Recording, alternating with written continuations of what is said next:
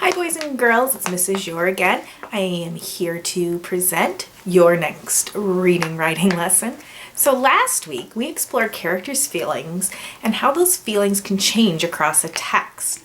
And we learned how we can learn lessons from these characters when their feelings change. This week we are going to focus on summarizing a story. A summary is a short recounting of what you just read.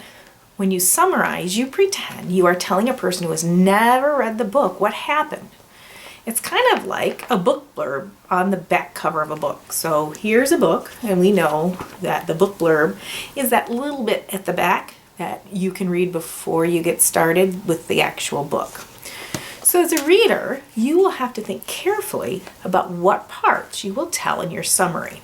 So today, I want to teach you how readers think about the most important events in the story to help them summarize. All right, let's first take a look at the differences between a summary and a retelling. You should be familiar with retelling since you've been practicing that skill since kindergarten. So here's a chart, retelling versus summarizing. I've also included that chart in this week's email if you would like to use it and look at it throughout the week and even next week when we do a little bit more summarizing. So as you can see, we've got retelling on this side, summarizing on this side. So these are the things we do when we retell. These are the things we are going to do when we summarize. And then this section shows what happens in both. So when we retell a story, we tell the story again. We can use the author's words and add as many details as possible. When we summarize, we tell only the most important events in the story. We put the events in our own words, and we keep in mind the big idea. What is the story mostly about? In both, we only use details from the text or the book, and we keep the details in the correct order. So as you can see, a summary is short and to the point and does not have as many details as retelling. When you summarize, you need to include enough information to make sense to someone who hasn't read the story before. That means you need to make it clear in your story how one event led to another. You'll first think about the most important things that happened in the story, probably connecting to what was the problem in the story, if there is one, or what the character wants the most. Then you will tell the most important events in the middle of the story that connect back to the problem or want.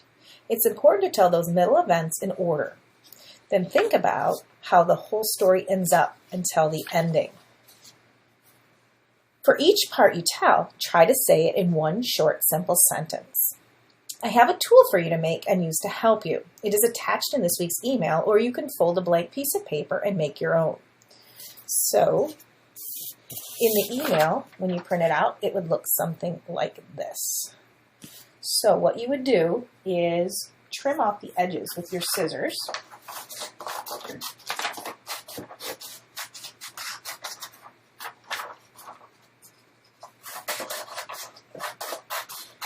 And then we're going to do some folding.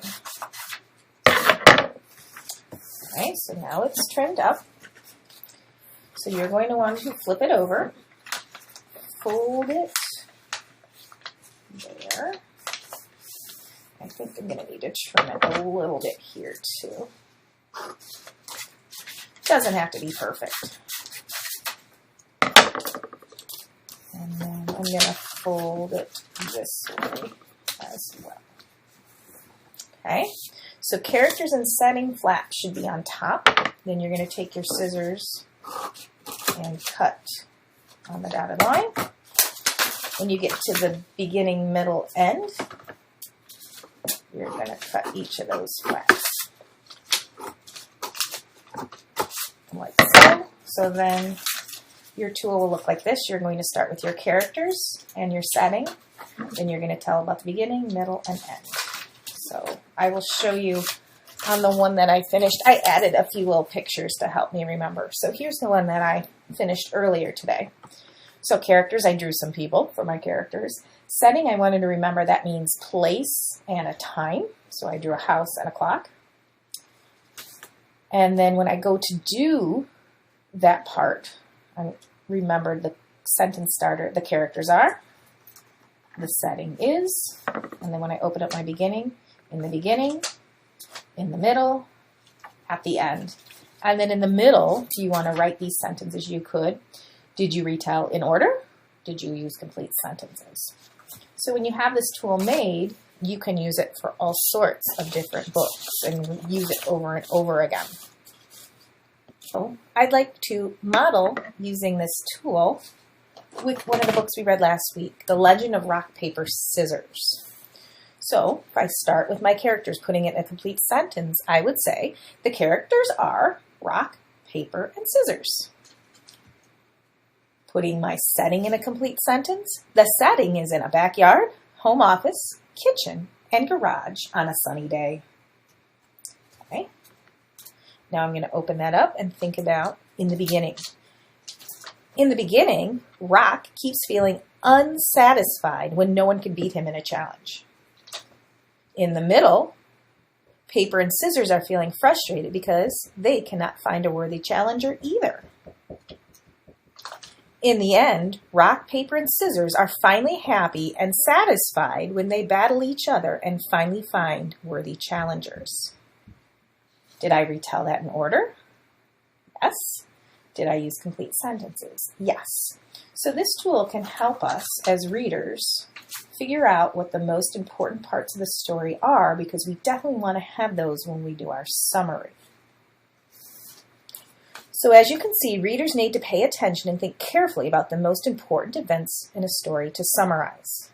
So let's try finding the most important parts of a story to use in our summary with a book. I have a fun book called Squirrels Who Squabbled by Rachel Bright and Jim Field. Squabbled means that they're going to have an argument. So let's read The Squirrels Who Squabbled.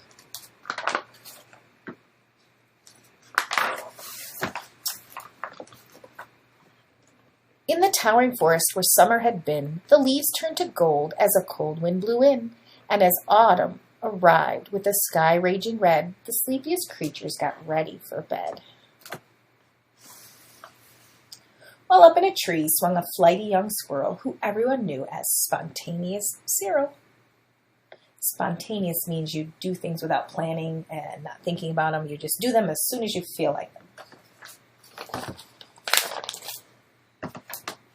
Now, most foresty folk had seen to their needs through the plentiful months of mushrooms and seeds. They built up their stores so they'd all be well fed through the frosting of winter that glittered ahead.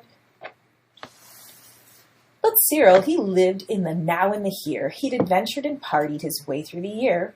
So his cupboard was empty, his hollow was bare. He hadn't a mouthful of food anywhere.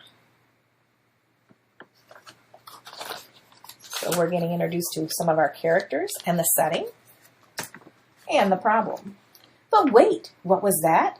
Over there. Take a look. A single lone pine cone wedged in a nook. He squealed with delight, and for very good reason. For inside were the very last nuts of the season. But Cyril wasn't alone. There were more hungry eyes. Yes, plan ahead Bruce had his sights on the prize. Though he'd gathered fresh treasures of every sort, Bruce was convinced he was one pine cone short. I simply must have it, he wistfully cried, as he dreamt of the fresh, juicy pine nuts inside.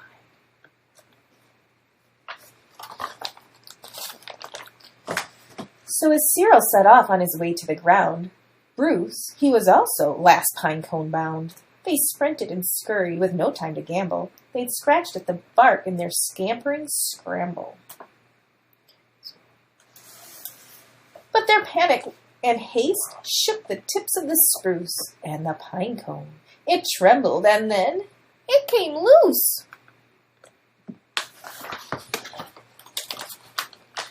Both squirrels gave chase at lightning pace. This was the start of a wild, nutty race. "It's mine!" shouted Cyril. "No, mine!" hollered Bruce. "You don't stand a chance. Give up. It's no use." "I'm hungry," cried Cyril. "This cone is not yours." "Stay back," shouted Bruce. "This cone's for my stores."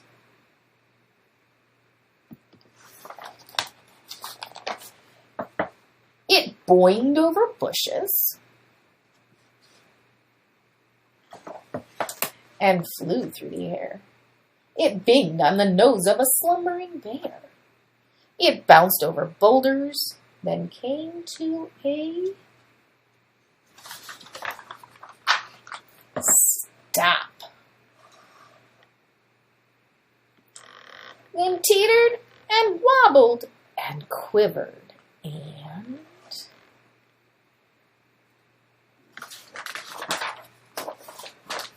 plop! Both squirrels followed. Oh, the water was fast. Would they learn that they needed each other at last? But each was intent on how he could win, so they didn't quite notice a bird swooping in.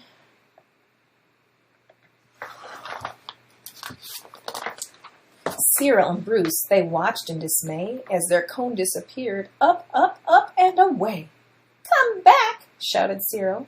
"There are nuts!" exclaimed Bruce. But all hope was gone. It was simply no use. And meanwhile, they drifted right up to the ledge. Greed, it was driving them.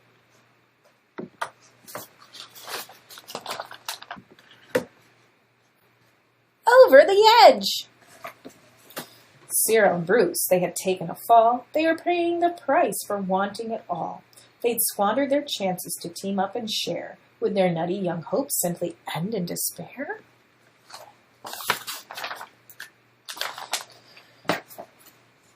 Bruised and bedraggled, they swept past dry land. Cyril grabbed a branch with a trembling hand.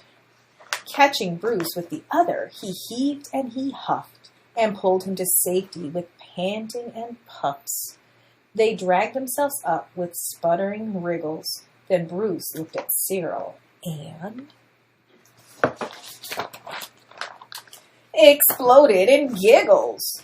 "How silly we are," he managed to mutter. "How greedy I've been," he proclaimed with a splutter. "We shall change from today. May the squabbling cease. We should celebrate, seeing we're both in one piece." From that day and forward, they made a great pair. They would gather together and found they could share. Yes, Cyril and Bruce, they knew in the end,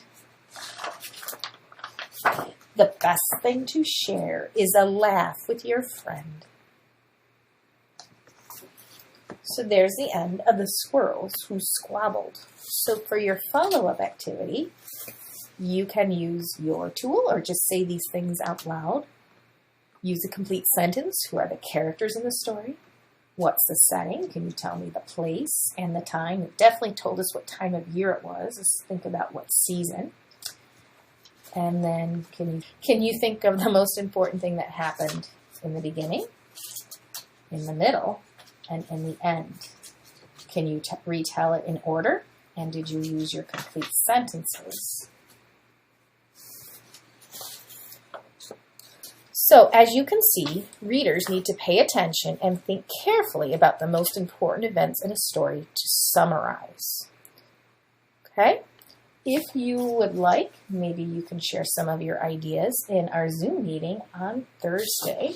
And feel free to use this tool with some other books that you might have at home or ones you find online, maybe in Storia or some of those other great book apps or sites on your computer. Thank you, boys and girls. I'll see you next time. Bye.